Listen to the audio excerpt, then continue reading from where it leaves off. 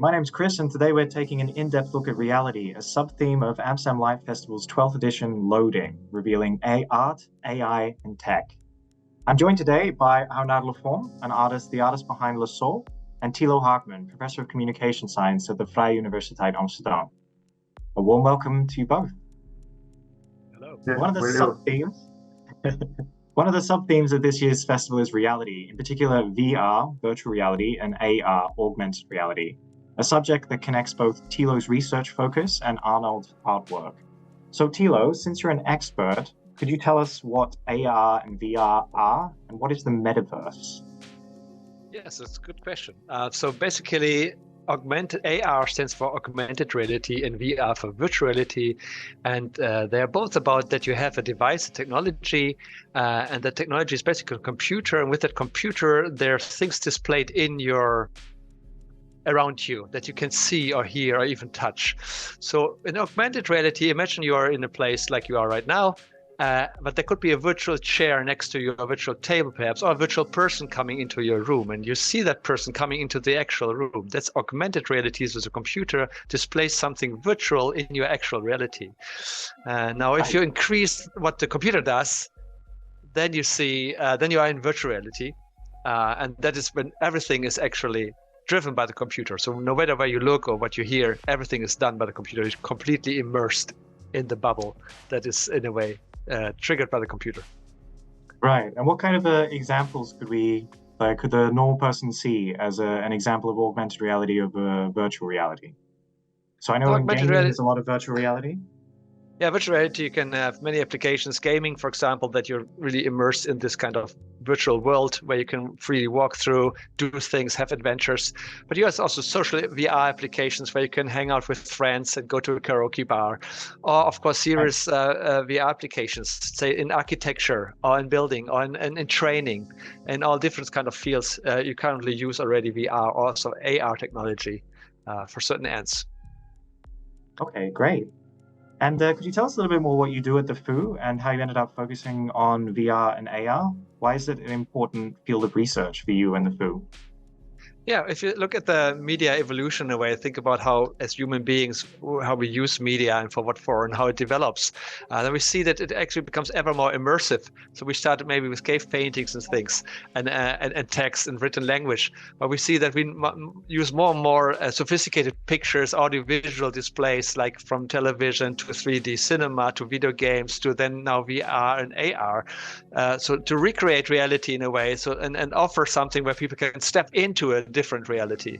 And I find this super interesting as somebody that grew up with video games myself and also did research on video games. I was always fascinated by this power to be immersed into a different world in a way. And VR takes it to the next level, I would think. Yeah, right. That's great. Now, yes, you've made various digital and physical artworks in the past, but not always with this theme. So how did you end up deciding to do something with VR, and how does that fit into the rest of your work as an artist? Yes. I am an artist who use new technology as well. How the border between digital and tangible is increasingly erased and disappear. This question of human relationship with this for good or for bad. Can naturally to borrow to question this to technology, but also with a project of neurosciences and to show what can happen in the brain. The use of VR is also come naturally to show in different this ideas. Creation, it's a wonderful tool for exploration. Right, interesting. So your artwork, Le Sol, if you haven't seen it, it's in the Herdegracht. It depicts a figure fitted with VR goggles diving sort of unknowingly into a bright digital grid floating on the canals of Amsterdam. So for me, it's a really interesting image because it really feels like he's falling. So there's all this suspense and tension in the artwork. How did you come up with this final concept? You speak about my inspiration, yes, right? Yes, sorry. For my inspiration, the most iconic is a famous photo by Yves Klein, Le Sol, created in 1960, where we see jumping directly into the street with arm like this. And for me, it was an impressive image, left an impression of me. which is also one of the first photo montage of history. To do a parallel with the past as a continuity to show the evolution of art and culture. For the grid rather refer to the imagery found in most of 3D software like Blender or Symfony. With this grid, yes, when you open this software, it's the first image you see. And this refers to the digitalization of the world with this universe like the metaverse of a video game, like say Tilo, which also refers to the film Tron, yeah, from the 80s. Great, and this figure seems to be jumping completely unknowingly into the depths. Do you think we're going to lose our sense of reality as VR technology becomes more apparent around us? Yeah, it's a bit of an alarmist question, but it has to be asked. Yes, for me, it's really important. We see more and more people sorry, from English. We see more and more people isolating themselves with this technology, which cut off from the real social relationships. For young people being born today, yes, I imagine that prevention and moderation are necessary. Somewhat risk escape route. Above all, we must imagine this technology as a tool, not as a need. You know? Yeah, exactly. So, so if you talked a little bit about reality, what's real and what's not. VR can create both real and unreal experiences. So, Tilo, how is VR being used in ways that we might not know, besides gaming, for instance, in other fields, perhaps healthcare or in So it's really it was a hype, and now the people sometimes wonder, is this hype here to stay? But what you really see, it actually we are really settled in certain domains in our society where it really grows and really is used and also delivers important things. For example, in healthcare, indeed. So a lot in training in general, not only in healthcare, but think about how people learn about doing surgery, for example, students or so. You can do this a lot better actually in VR. We really have the three-dimensional model and can even touch it and can do certain cuts and look how that works out. And there's lots of flexibility there for training, for example, in this field. But also VR is used also still in the healthcare field, for example, for therapy, because you can confront people with their fears in a very realistic way in VR. So if you have a fear of flying or fear of heights, for example, yeah, you can confront people in a way still safe setting in VR, and that proves to be really successful. So this kind of therapies are really working, and that's just another example where VR can make a difference. Yeah, great. So yeah, that's something I didn't know, that it's being used in sort of psychology to help treat people sort of soft exposure to their phobias. Now, Tilo, your article in Connected World is called "The Rise of Immersive Technology. With Great Power Comes Great Responsibility." What is our great responsibility with this developing technology, do you think? That's a good question. So basically, VR is, of course, very immersive. It envelopes us into a different reality. And so that raises this question indeed about what is real, what is not real, and how can we still distinguish both things. Right now, we can do this very well. But if you think in the future about more powerful simulations, which are even more accurate and maybe more subtle, then this question will be more pressing in a way to answer. So that's something there we have to, as a society, be clear about.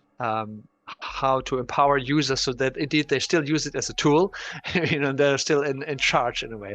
And then of course there's also the big industry behind VR. So it's not falling out from sky, but there's heavy investment into these kind of technologies with the idea, there's a certain idea how to return that investment later. And so I guess here we as a society have a certain responsibility to make sure that VR is used for the good of all in a way, so that we are still in control as a society that is regulated and empowers the user still as a technology, rather than undermines maybe certain things because say parties behind it have a different interest, right? So that's important that we stay into control here. Yeah, it sounds super complicated, but also it seems like it's here to stay. I think it is. Yeah, I see it more and more, even in just in my own technology. Even the wearable technology, everything is sort of becoming more and more apparent in our lives. So I guess, Arnaud, Yes. what's important to you as an artist? Because AI is obviously, and VR, this is all changing the sort of artworks that we see in the world and what's possible. So what do you think AI is, what impact do you think AI has on your process as an artist? Yeah, yes, I am a contemporary artist. You use the computer as a tool, and AI is an integral part of my daily life, and I must learn it to use it better. It's always the same question. I am the tool of the machine or the inverse. I am not, for the moment, I am not an expert, but this opens up a new infinity field of possibility, and it's very exciting.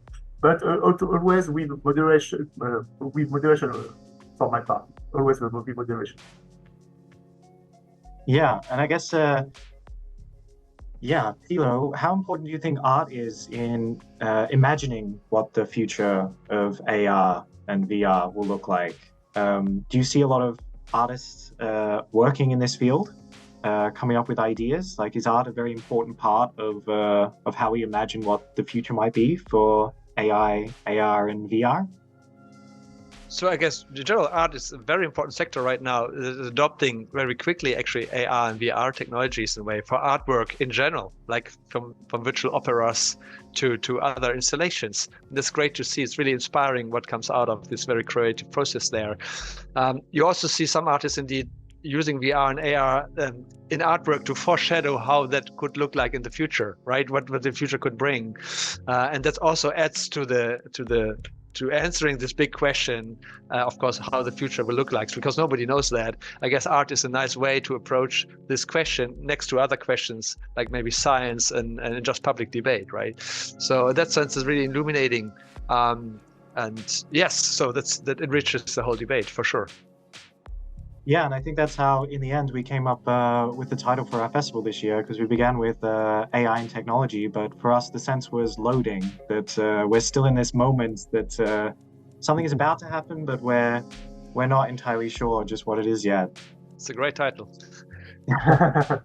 So yeah, I want to thank you both for speaking with me today. If you want to read more, you can find Tilo's article on our website. It's part of a collection of essays called Connected World, published by the VU.